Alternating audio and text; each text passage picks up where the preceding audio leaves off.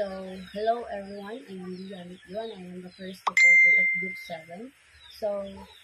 Here are the procedure for proper identification of growers to risk. Number one is standardized leveling system. Establish a clear standardized leveling system for each plant tank, such as the grower's name, a color-coded identification for easy visibility, and a unique 6 to 8 digit for tracking. So, kano siya nga coding is makatabang siya dali para makaila ka kung isa na siya mga prutas o malikayon sad ang pagsagol. So, number 2 is mandatory card placement. So, implement strict guidelines regarding card placements on pallets, such as training, card specification, and checkpoints. So, sa training is mag-conduct a training session sa tanang member, especially sa mga truck drivers.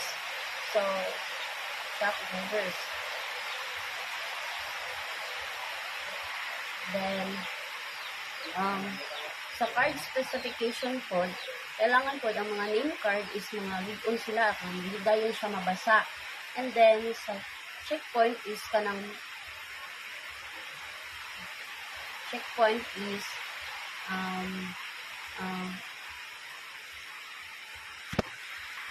number 3 is checkpoints. So, sa checkpoints is kailangan sa mga supervisors na i-verify nila ang mga cards o tama ba before na wala pa na process ang mga pallets.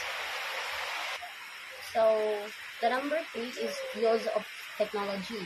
Integrate technology into the tracking and identification process, such as RFID tags and barcode system. So, kani sila is ako sila katabang no gawi especially sa mga mag-track ng mga cherry loads kanang madali mga automatic tayo siya nga ma-ensure na correct ang imong information o associated sa pallets. So same sa barcode system. So that's all. Thank you. Second is, develop a plan to ensure the procedure you develop will be carried out in the practice. Include in your plan how the procedure will be communicated to both employees and grower members. So, sa isang company need na to communicate sa ato mga employees. So, first is magpa-meeting ka para makabalo sila unsay mga step or mga pamaagi sa imuhang company. Or maghatag ka og visual aid or presentation para ma-communicate ka sa imuhang mga employees. And also, the second step is email. So, if sa pamaagi sa email, ma-communicate na nimo ang imuhang mga employees. Include in your plan steps to receive feedback on the procedure from both employees and the grower members. So, as a company, need na to makabalo sa ilang feedback. So, ang first atong buhaton is maghatag-tag forms sa atong mga employees para makabaluta silang comments. Kung musugot ba sila sa ato ang mga plano nga atong gihatag sa ilaha. Communication plan for employees and grower members.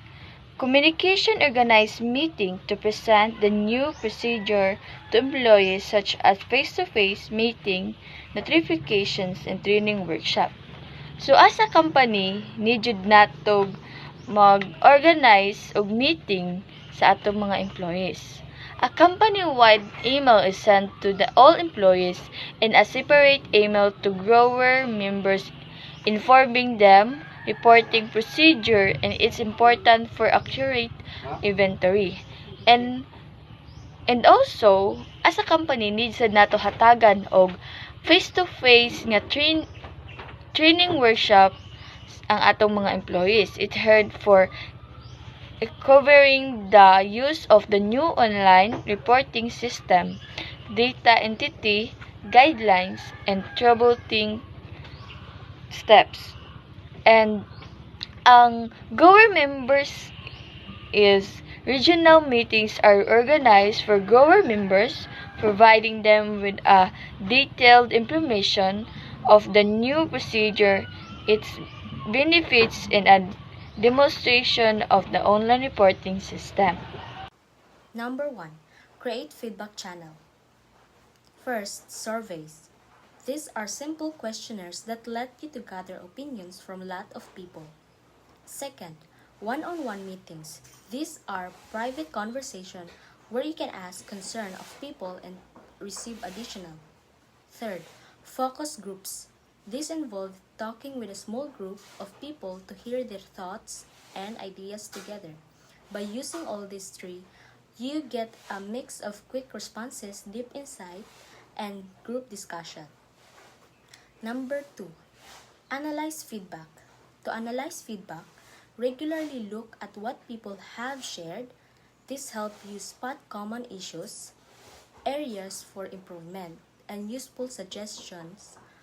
By doing this, you can make better decisions and improvements.